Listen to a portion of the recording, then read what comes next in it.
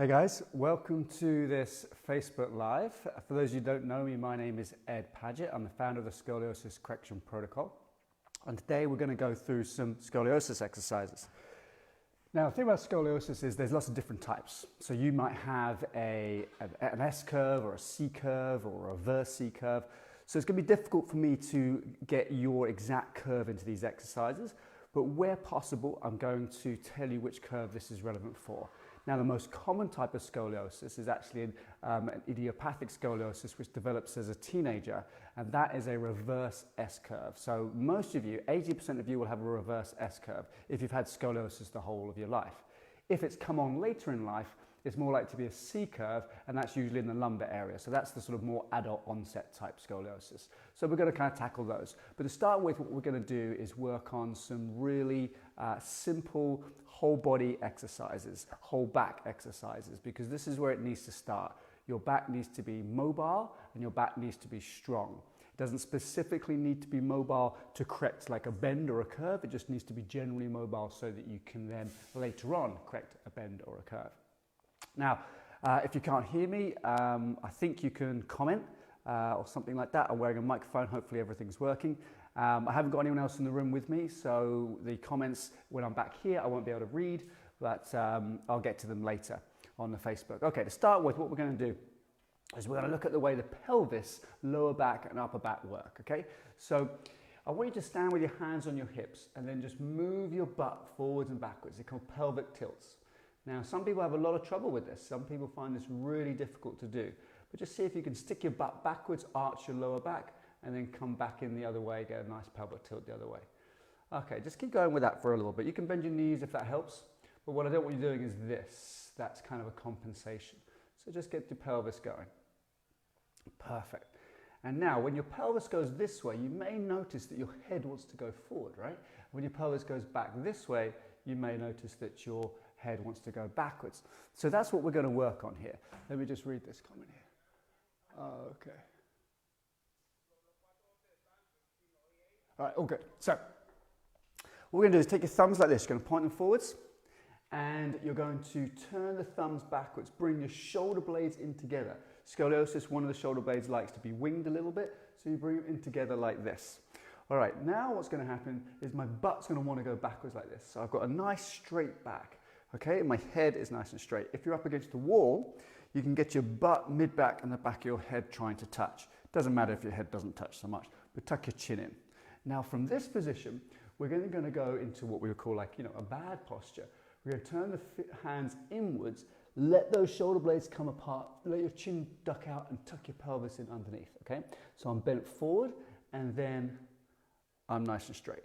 So bend forwards and nice and straight. And what we're essentially doing here is showing the body two ends of this spectrum of movement, like the ends of a bookshelf. We're saying, well, here is perfectly upright posture. Here is bent forward, gravity's winning posture. We want you to hang out in the middle. And so it really kind of gives the muscles and the nervous system some criteria with which to work with, okay? So a few more of these. This is good.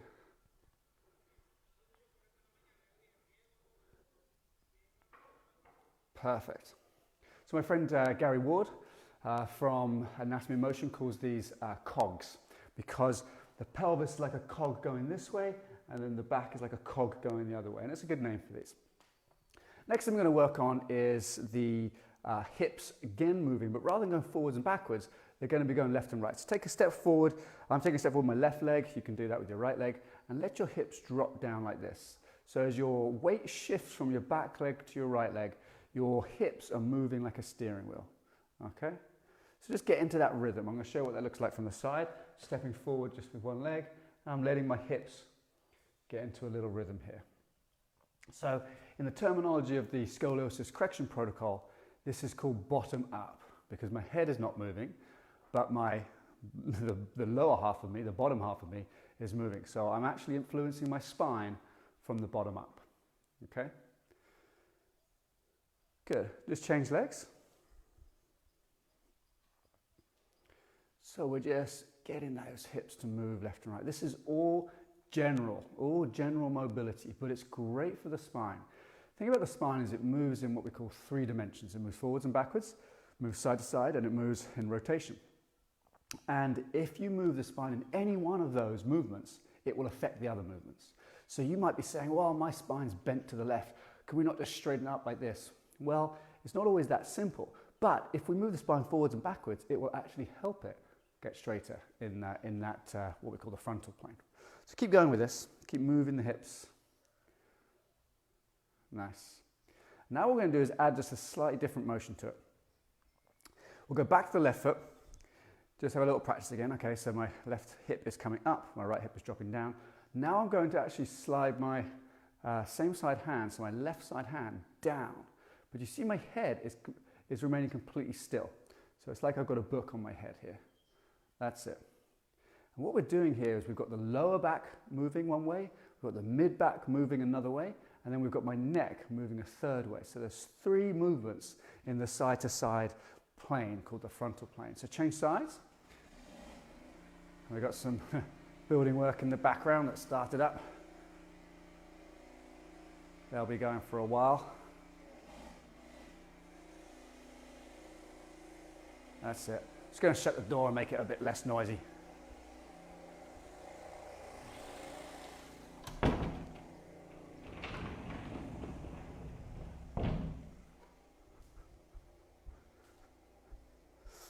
Okay, so that was our frontal plane movement. Now we're going to move into the sagittal plane. So again, take your left leg forward, put your hands onto your chest here. I want you to move your pelvis. Now this is like a steering wheel downhill or like the top of a big giant tub. And you're just rotating it left and right, okay? So from the side, I've taken my left leg forward and I'm just rotating my pelvis like this. Now if any of this causes pain or discomfort, you can slow down the speed at which you're doing it. You can change the distance at which you're moving. For example, if I'm here and it hurts right here, then just don't go so far. Just do a tiny movement. Or just miss this exercise out. It's up to you.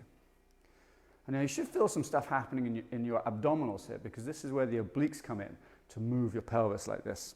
Change sides. Now I'm going to turn the pelvis this way. So I'm driving the leg that's in front, that's the hip that you're pushing forwards. And I find it useful to put my hands on my chest to just really kind of keep the chest area still. Okay, so you should have the idea of just a little bit of movement from the pelvis. So now what we're going to do, we're going to fix the pelvis and move the shoulders.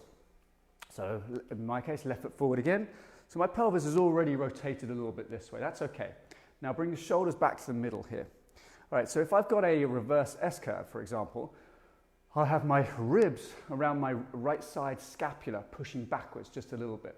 And I want to move those ribs forward. So I'm going to put my hands to my chest again, and now I'm going to rotate those ribs forwards whilst holding my pelvis this way. So I'm not letting this happen.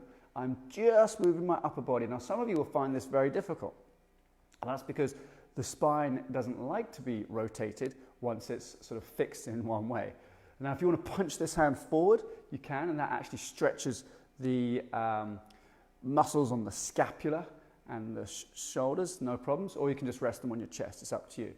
Now, the trick here is also to keep the head completely still, because then this is getting movement into the neck that's opposite from the chest. Okay, so we've got pelvis rotated to the right, we've got chest, mid-back thorax rotating to the left, and we've got the head sort of staying still, but relatively rotating to the left. Now, I'll show you what I mean by that. If I put this forward here, my head is actually looking over my right shoulder, even though my head is not moving. All right, do the same thing on the other side. And you can do this even if you've got that reverse S-curve. This is fine because this is just general mobility. Pelvis pointing to the left, hands onto the chest, rotate to the right. That's it. Keep the head still. Imagine there's a book on there. Good. Start punching this hand forward if you want. Now, if you've got a problem with your shoulder, can't do that, no problems. Take this hand and punch it back. Same kind of thing. This will actually be good for that winging scapula on that right side because you're going to be pulling those muscles, the lower traps, the rhomboids, those muscles in there, you're pulling them back to get them to be stronger and pull that shoulder blade back into position, and also opening up the front of the shoulder. So it's up to you. You can do both. Okay, good job. So you should be feeling a little bit more mobile in your back. There should be an awakening of what we call the proprioceptors. And your body should be like, okay, this is good. I'm feeling this. All right, next thing we're going to do is go down onto all fours and have gravity influence the back in a different way. Because right now gravity is pushing down on my head and compressing my spine like this. But if I go into an all fours position, gravity is going to be pushing the spine into sort of a U shape. Slightly different, okay? So gravity is going to do a little bit of work for us here and get the spine to this position. Now you might be familiar with what we call a cat-cow. So we're going to go up into this position, arch the back, tuck the pelvis, and then go back down. Again, this is just really getting the spine to work in this forwards, backwards movement, the sagittal plane. Because if it doesn't work like this, it's very hard to start correcting it in the other two planes, which are the main ones for scoliosis. Okay, with regards to breathing here, you could do it both ways. Like you can breathe in this position and then breathe out as you arch up. And breathe in, breathe out. Or you can flip it. Breathe out, breathe in. Some people will be adamant that there's a correct way of doing this, but you know what? The lungs are very, very mobile and flexible within inside your chest. And the more you exercise them in different ways, the better it is for the lungs and the diaphragm. So really, you shouldn't stick to just one way of breathing and moving. You should do as many different ways as breathing as moving as you can, because ultimately that's how we move in real life. You know, when we're reaching under the couch to get something, you're not going to be like, to get it. You're going to be just breathing, right? So any which way. Okay, so this is what we call the sagittal plane, all done. Now we're going to move to the frontal plane. So a lot of you are going to have this, the upper curve is going to have the apex on the right-hand side. So it's going to be sort of a reverse S-shaped curve. So I want you to take your right elbow, I'm just going to spin around here. You're going to take your right elbow out to the side and then turn this down like this, okay? So we're into this position here. Right elbow and head, let your head go as well, coming down to the right. Now this is a direct correction in the frontal plane to your curve. All right, so see how you get on with this. That's good. And we're going to do about 10 of these. It's halfway through.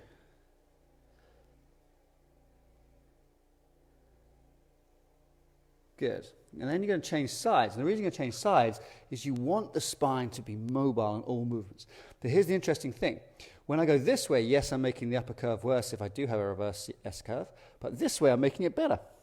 So actually, you're just going to go in and out. Better, worse. Or other way around. Better, worse. There you go. So it's just about kind of lubricating the joints, getting what we call the synovial fluid, which is the fluid that sits around those joint capsules, getting it all moving and sometimes replaced. This actual movement pumps in and out. And also getting those discs working as well. The discs are the things that sit between the vertebrae, and they have liquid inside. And so we need to get those to be nice and mobile as well. Okay, so that's what we call a top down, because it happened from my head down to my mid-back. Now we're going to do bottom up. This is great for that lower curve in an S curve or that lumbar C curve. So what we're going to do is we're going to take one foot out behind us, nice and straight, and then we're going to waggle it to the opposite side. So if I take my right foot out, I'm moving it towards the left. And this, you can have the sensation of stretching. So I'm pushing my head like this way, and I'm pushing my foot this way whilst doing that. I'm really trying to elongate the spine here and opening up that lower back. Now, some of you might find this painful, so again, slow it down or move in a smaller movement. That's good. And then change sides.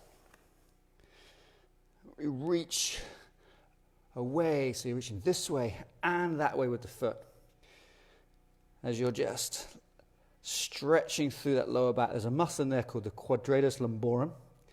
Another one called the psoas. You may have heard of these muscles. They're the ones that are really getting a nice stretch. And one of those, the quadratus lumborum, the QL, attached to your rib cage. That's why it's important to hold your upper body kind of still when you're doing this as well. Okay, just a couple more here. That's good. All right, so we've done some really good movements through the lower back. And what I'm doing here, I'm just checking the time because we don't want to go for too long. All right, so we've got another 5 or 6 minutes here, okay? So we're going to do a strength exercise for the back now. It's called the founder technique. It comes from a chiropractor called Dr. Eric Goodman. It's a really good one. You can check him out, use this exercise. I really recommend this exercise. Okay, we need to get the hips to hinge. What that means is getting your lower back to be nice and straight and letting the hips slide backwards and forwards like this. So if I'm against the wall, I'd have it maybe 6 inches away and I'll just go back until my butt touches the wall. And I'll be like, oh yep, there I know. I know that I've just moved my pelvis. You can bend your knees just a little bit because it's a bit easier to do with slightly bent knees. And what we're looking for is not bending forward, keeping the back nice and straight, getting into this position. And then you're going to put your hands out in front of you. Push your fingertips together, get some tension through the upper back, through the shoulders. And we're going to stay here and just breathe. And what you'll notice is that your hamstrings here start feeling it a little bit and your lower back starts feeling it. Now, hopefully, your body can tell the difference between muscles working here and joints getting irritated because there is no movement. So think about it. There's no movement. Your back's completely straight. You shouldn't be in any pain, okay? This should just give your muscles sort of something to think about.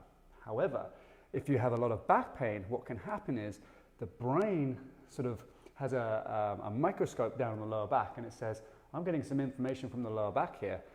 We don't exercise it much, so it's got to be pain. So you actually might interpret this as pain. If that's true for you, just come back out of it like this. You can come out of it anyway, actually. Relax just a little bit. The pain should subside. And then just try it again. And just go for 5, 6 seconds at a time. But keep doing it until you don't have any pain in that movement and you can just feel the muscles working.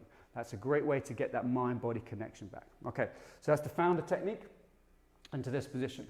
All right, last few things now. We're going to get very specific for an S-curve, a reverse S-curve, sorry.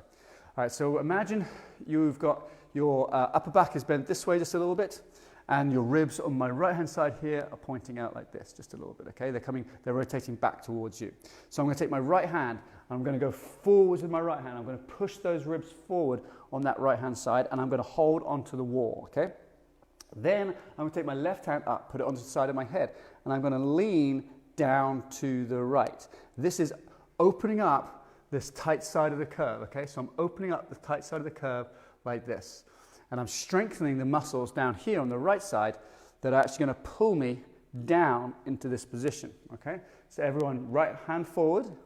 If you have a thoracic reverse C curve or reverse S curve, and you're going to be leaning this way, okay? If you haven't got one of these, you could just repeat the founder technique that we just did. Now here it's crucial to get the ear moving, to get the head moving. And it's also crucial not to move your hips. So a lot of people move their hips, which is what we call a compensation or a bailout. And if that happens, then you just need to sit down and do these movements, sitting to start with. You can maybe even reach this hand up once you've got the hang of it with your head. Okay, perfect. That's a little exercise to start opening up that curve. Do the same thing for the lower back now.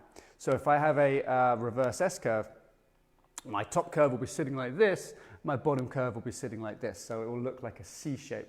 So this is for people with a lumbar C-shaped curve as well. I want you to take this side and we're going to bring it down. Just going to check out some of these comments. Okay, all good. Hi Angela, how you doing? Okay, so we're pushing this down this way, all right? So hands on the wall, doesn't really matter where they are. If you do have a reverse S shape, just bring the left hand up just a little bit. Then we're going to take this right foot and we're going to reach it down behind us like this and then come back. So my hip is dropping down. You can see how that's opening up that tight side of the curve and it's coming back. Drop that foot down and then come back. Drop it down, come back. It's nice. Good. Now, if you have a lumbar curve and it's the opposite, so if your lumbar, keep going with that, but if your lumbar curve is this way around, is a reverse S shape, you'll want to open up the left side. So we're going to do that one now, okay? That's perfect. So we're just dropping and driving that leg through, opening up the pelvis here, dropping this hip down. You can put one hand on the hip if you want to guide you. Now this leg, as it comes backwards, I'm just bending my standing leg just a little bit so I have some room there. I'm trying to keep everything relatively straight going this way, trying not to twist the pelvis too much. Okay, a couple more here. Perfect. Okay guys, we've taken the back through three-dimensional, what we call cogs, three-dimensional all fours. We've given it some strength training and we've done some specific scoliosis correction. So that's a lot of work, surprisingly, in such a short time. So I'm going to put this video up on YouTube. I think it's going to be here on the Scoliosis Correction Protocol page. Come back, check it out again. Use this as a little warm-up in the mornings to get your joints all kind of lubricated, to get the discs pumping a little bit more, getting that water that's inside the discs moving around a little bit, and start to correct your scoliosis. It's been fun having you here, and I hope you've enjoyed it. All right, so I'm just going to, I guess I press stop now.